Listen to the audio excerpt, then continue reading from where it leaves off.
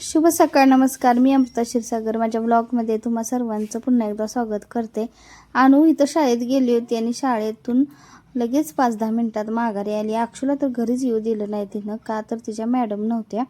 तर तिच्या मॅडम रजेवर असल्या की दुसऱ्या मॅडम असतात, तर त्या असल्या की ती थांबतच नाही. काय होतंय तिला काय माहिती, सगळी मुलं थांबतात पण ही मात्र थांबत नाही. तर मॅडम नाहीत म्हणून घरी आले. म्हणलं का घरी आलीस तू, असं करायचं नाही. ह्याच्या अगोदर पण बऱ्याचदा केले. म्हटलं थांब व्हिडिओ करूया तुझा, सांगूया सगळ्यांना तू अशी करते म्हणून. तिला किती रडू यायला लागले, नको सांगू म्हणते आणि का करायला लागले म्हणून वरडायला लागली. तिथं मुद्दाम नांग टाकून देऊन रडायचं चालू होतं तिचं.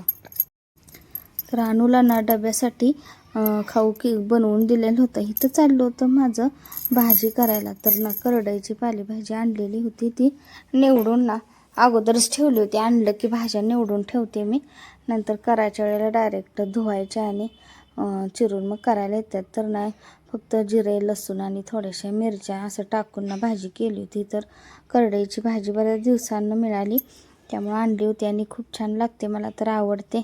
आणि डाळ पण टाकून करता येते किंवा नाही डाळ टाकली किंवा गरगटासुद्धा करडईच्या भाजीचा करतात. तर मी आपली सुक्कीच केली होती, छान लागते सुक्की भाजी. भाकरीबरोबर असो चपातीबरोबर असो. तर मुगाची डाळ टाकली आणि नंतर थोडंसं शेंगदाण्याचं कूट मीठ टाकून असं भाजीनं झाकून शिजवली होती पालेभाजी. आणि शिजायला पण काय जास्त वेळ लागत नाही, लगेच शिजून तयार होते. थोडीशी डाळ टाकून म्हणलं करूया. आणि डाळ मुगाची ना भिजवली होती तर ती टाकली. सगळं व्यवस्थित मिक्स करून घ्यायचं. पालेभाजीला मीठ कसं कमीच टाकावं लागते, भाजी शिजून कमी होते ना, त्यामुळे कमीच टाकले. आणि आता झाकून आपल्याला शिजवायचं आहे. आणि नंतर ना थोडं कूट टाकणार आहे मी. कुठल्या पण पालेभाजी कुटाशिवाय छान म्हणजे वाटतच नाही. तर शेपूची पण भाजी केलेली आहे बरं का, थोडीशी शिल्लक आहे. अशी डाळ मसुराची डाळ टाकली होती आणि आता ह्याला झाकून ठेवते. तर याला पाणी मिठामुळे सुटलेलंच असते, त्यामुळं शिजून जाते. गॅस बारीक करून झाकून ठेवूया. तर डब्याला म्हणा वगैरे होते. तर मेन म्हणजे असं ज्वारीची भाकरी वगैरे असेल तर पालेभाज्या खरं तर छान लागतात. तर डब्यासाठी कसं चपातीच करावी लागते मला. तर आता चपात्या तेवढ्या राहिल्यात, आता गरमागरम चपात्या करायच्यात. असं ना भात फोडणी टाकलाय, म्हणजे फक्त जिरे मिरची कोथिंबीर टाकून. आणि इकडे चपात्या पण झाल्या. तर ना भात कालचा शिल्लक राहिला, बाहेर गेलो तो म्हणलं ना, तर तिकडंच काय झालं जेवण झालं. म्हणजे उपवास सोडायला मी तिकडंच सोडावं लागलंच त्यामुळं. आणि छान असं त्यामुळे भात तसाच राहिलेला. तर म्हटलं आता वाया घालवतच नाही आपण, काय चांगलं असेल तर खावं लागतेच. तर म्हटलं आता जिरा राईस असं फोडणी टाकलं की चव लागते. म्हटलं आता शिळा असल्यामुळे जरा नको वाटतं ना, म्हणून फोडणी टाकल्या. चपात्या पण झाल्या, करडईची भाजी पण झाली आणि शेपूची भाजी.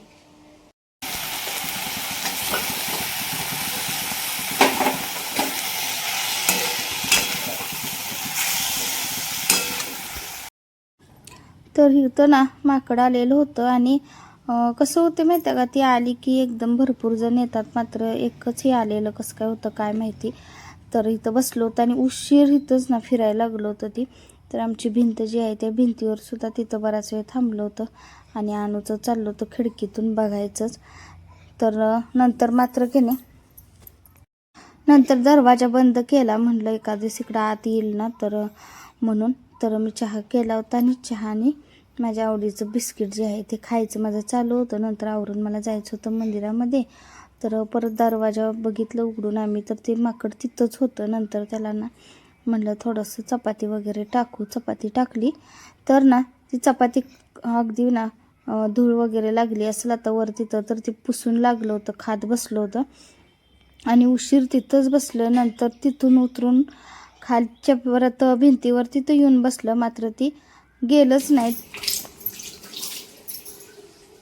किचन धुवायचं चालू आहे माझं, मंदिरात जायची आता गडबड आहे, म्हणजे वेळ होतोय ना. तर आता म्हणलं चला किचन मगाशी धुवायचंच राहिलं होतं. जेवण झाली नुसतं पुसून घेतलं होतं आणि म्हटलं आता चला किचन धुया राहिलं की राहून जाईल परत संध्याकाळी आवरायला असते कामं आणि कपडे भांडी वगैरे आले. आणि आज दिवसभर वातावरण काय आभाळ झालेलं आहे, धड पाऊस पण नाही धड ऊन पण नाही असं झालंय आज वातावरण.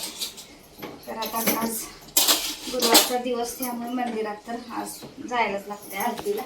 तर आता किचन धुवून आज पण आरती आहे तर सगळं आवडून ना जायचं.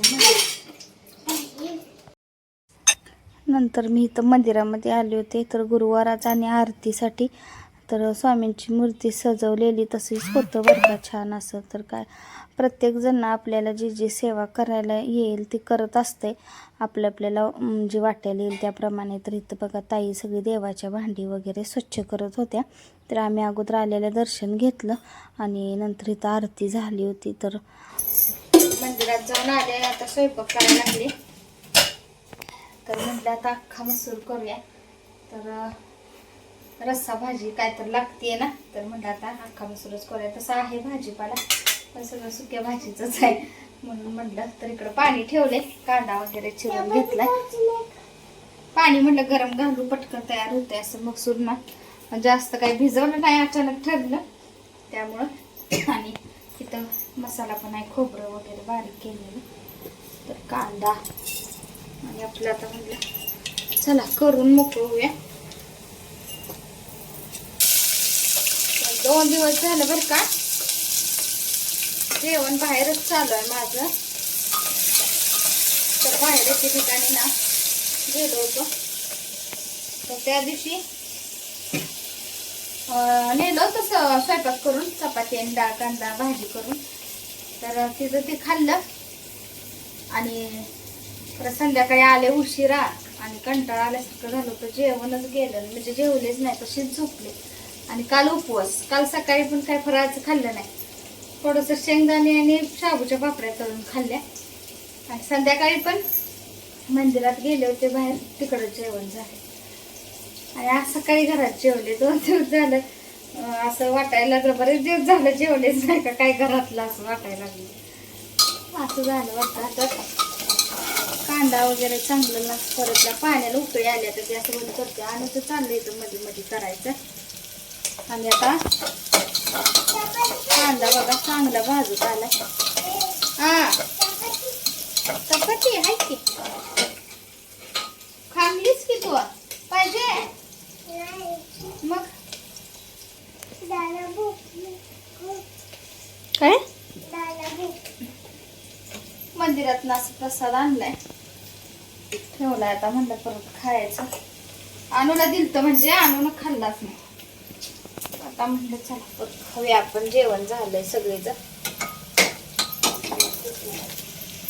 तर कुकरला अशी अख्खा मसूरची भाजी छान होत्या बरं का, आणि एकदम मिळून पण येते. डायरेक्ट कुकरलाच मी नेहमी फोडणी असंच टाकून करते भाजी.